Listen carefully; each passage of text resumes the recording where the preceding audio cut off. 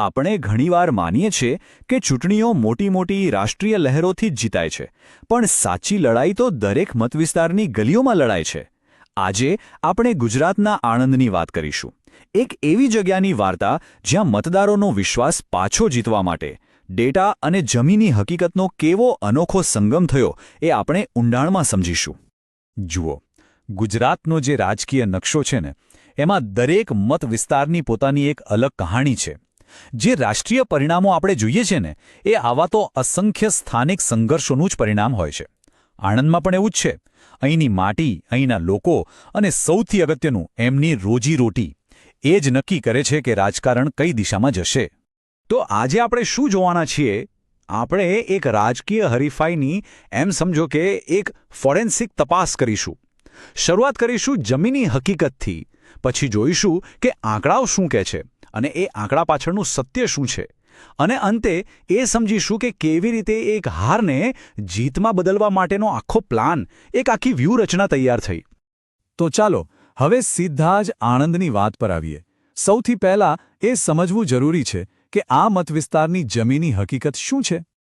આણંદ એટલે આપણા મગજમાં તરત જ અમૂલ આવે, ભારતની દૂધની રાજધાની. પણ સાચી ઓળખ તો ત્યાંના દરેક ખેડૂત અને પશુપાલકના પરસેવાથી બનેલી છે, એમની મહેનતથી. અને આ જ પરિબળો, એમની આજીવિકા, એ જ ત્યાંના રાજકારણનું કેન્દ્રબિંદુ છે. તો આ થઈ આણંદની સામાજિક આર્થિક ઓળખની વાત. પણ હવે એ જોવું રહ્યું કે છેલ્લી ચૂંટણીમાં મતદારોએ શું કહ્યું, એમનો સંદેશ શું હતો. ચાલો હવે સીધા આંકડાઓ પર જઈએ, કારણ કે આંકડા ક્યારેક ખોટું નથી બોલતા. અહીંયા જુઓ, આ આંકડાઓ ખરેખર ચોંકાવનારા છે. 2017માં કોંગ્રેસ માંડ 2.7%ના માર્જિનથી જ જીતી હતી.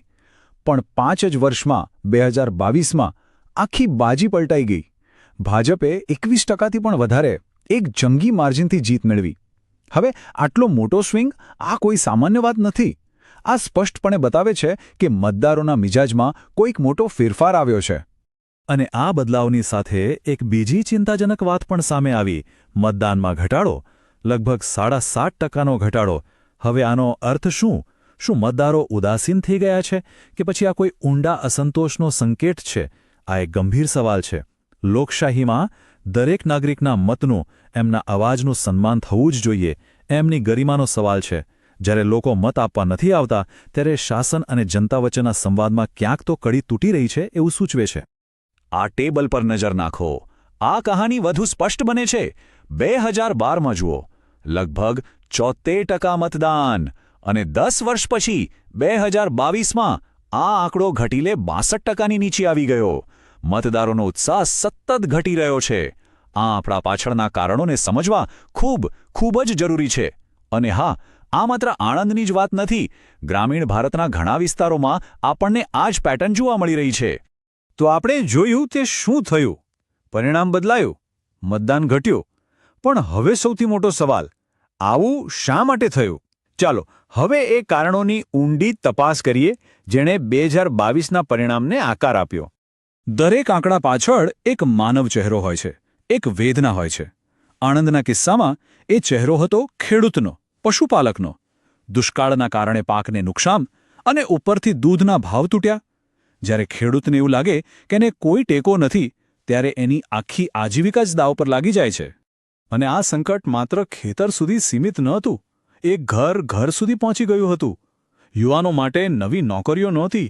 ભવિષ્યની ચિંતામાં યુવાનો ગામ છોડીને શહેર તરફ હિજરત કરી રહ્યા હતા. આ એક એવી સમસ્યા છે જે આણંદ જેવા અનેક ગ્રામીણ વિસ્તારોને અંદરથી કોરી રહી છે. તો જુઓ, આ છે એ મુખ્ય ફરિયાદો જે લોકોના મનમાં હતી. ખેતીનું સંકટ, યુવાનો માટે રોજગારીનો અભાવ, ખરાબ રસ્તા અને સિંચાઈની સમસ્યા, સારી સ્કૂલ અને હોસ્પિટલની કમી, અને સામાજિક મુદ્દાઓ તો ખરા જ.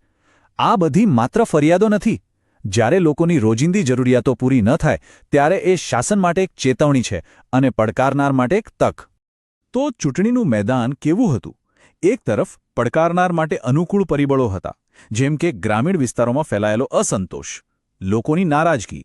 પણ બીજી તરફ મોટા પડકારો પણ હતા. તાજેતરની હાર, જમીન પર નબળું સંગઠન, અને સૌથી મોટું, સત્તાધારી પક્ષનો મજબૂત બ્રેન્ડ અને એમની રાષ્ટ્રીય કહાણી. આ બે વિરોધી પરિબળો વચ્ચે જીતનો રસ્તો શોધવાનો હતો. તો આ પરિસ્થિતિમાં જીત પાછી કેવી રીતે મેળવી શકાય? વિશ્લેષણ તો થયું, પણ હવે વાત છે એક્શનની. ચાલો હવે એ શાસનના બ્લુપ્રિન્ટ પર એક નજર કરીએ જે આ બધા પડકારોનો સામનો કરવા માટે ઘડવામાં આવ્યો હતો. આને ચતુર્મુખ વ્યૂહરચના કહી શકાય, એટલે કે 4 દિશામાં એકસાથે કામ. પહેલું, ચૂંટણીલક્ષી, સીધું જ ગ્રામીણ આવકના મુદ્દા પર ફોકસ કરીને મતદારોને જોડો. બીજું, સંગઠનાત્મક, બૂથ લેવલ સુધી સંગઠન મજબૂત કરો. ત્રીજું, કથા, એટલે કે તમારો સંદેશ સ્પષ્ટ રાખો, કામ અને વિશ્વાસ. અને ચોથું, સંસાધન, જમીન પરના નેટવર્ક અને ડિજિટલ પહોંચ બંનેનો પૂરો ઉપયોગ કરો. આ 4માંથી એક પણ સ્તંભ નબળો પડે તો આખી ઇમારત પડી શકે છે. પ્લાન તો બની ગયો, પણ પ્લાનને જમીન પર ઉતારવો એ સૌથી મોટો પડકાર છે.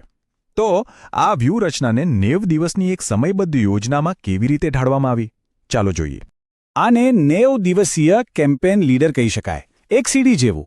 પહેલા 30 દિવસ લોકોની વચ્ચે જાઓ, એમની ફરિયાદો સાંભળો, એને નોંધી લો. પછીના 30 દિવસ સોશિયલ મીડિયા પર સક્રિય થાઓ, નાના નાના કાર્યક્રમો કરો. છેલ્લા 30 દિવસમાં મોટી રેલીઓ અને સભાઓથી માહોલ બનાવો. અને છેલ્લા 15 દિવસ તો ફક્ત એક જ કામ પર ફોકસ, મતદારોને બૂથ સુધી લઈ જવા. અહીંયા દરેક દિવસ ગણાય છે. આણંદની આ વાર્તામાંથી આપણને શું શીખવા મળે છે? આ માત્ર એક મત વિસ્તારની વાત નથી. આમાંથી આજના ભારતીય રાજકારણ માટે કેટલાક મોટા બોધપાઠ નીકળે છે. ચલો હવે એના પર વાત કરીએ. આજનું યુદ્ધભૂમિ ડિજિટલ છે. ખેડૂતો, મહિલાઓ, યુવાનો દરેક માટે અલગ અલગ વોટ્સએપ ગ્રુપ.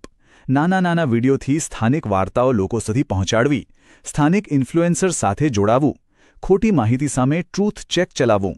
આ બધું હવે જરૂરી છે, પણ અહીં એક બહુ મોટી જવાબદારી પણ છે. ડેટાનો ઉપયોગ કરતી વખતે દરેક નાગરિકની ગોપનીયતા અને સંમતિ સર્વોપરી છે. ભારતના કાયદા પણ આ જ કહે છે. ડેટાનો ઉપયોગ લોકોનો વિશ્વાસ જીતવા માટે થવો જોઈએ, એમની અંગત માહિતીનું શોષણ કરવા માટે નહીં. અંતે આ આખા વિશ્લેષણનો સાર શું છે? સાર એ છે કે રાજકારણમાં એક સતત સંઘર્ષ ચાલતો રહે છે. એક તરફ છે શક્તિશાળી રાષ્ટ્રીય કથા, અને બીજી તરફ છે લોકોની રોજીરોટીના, એમના દૈનિક જીવનના વાસ્તવિક મુદ્દાઓ. મતદારો રાષ્ટ્રીય મુદ્દાઓ પર ધ્યાન આપે છે, પણ આખરે મત તો એને જ આપે છે જે એમના જીવનમાં સકારાત્મક બદલાવ લાવવાની વાત કરે. તો આ ડેટા સંચાલિત રાજકારણના યુગમાં સૌથી મોટો સવાલ એ છે કે આપણે કેવી રીતે સુનિશ્ચિત કરીએ કે શાસનના કેન્દ્રમાં હંમેશા સામાન્ય મતદાર, એની ગરિમા અને એના દૈનિક સંઘર્ષો રહે. આ એક એવો સવાલ છે જેના જવાબ પર આપણી લોકશાહીનું ભવિષ્ય નિર્ભર છે. જો તમે પણ જનકેન્દ્રિત નેતા બનવા અને તમારા મત વિસ્તારનો વિકાસ કરવા માંગો છો, તો blueprintstrategies.ai પર mgr@blueprintstrategies.ai પર સંપર્ક કરો અથવા 08042041602 પર કોલ કરો. રાજકારણ કી પરનો હેતુ.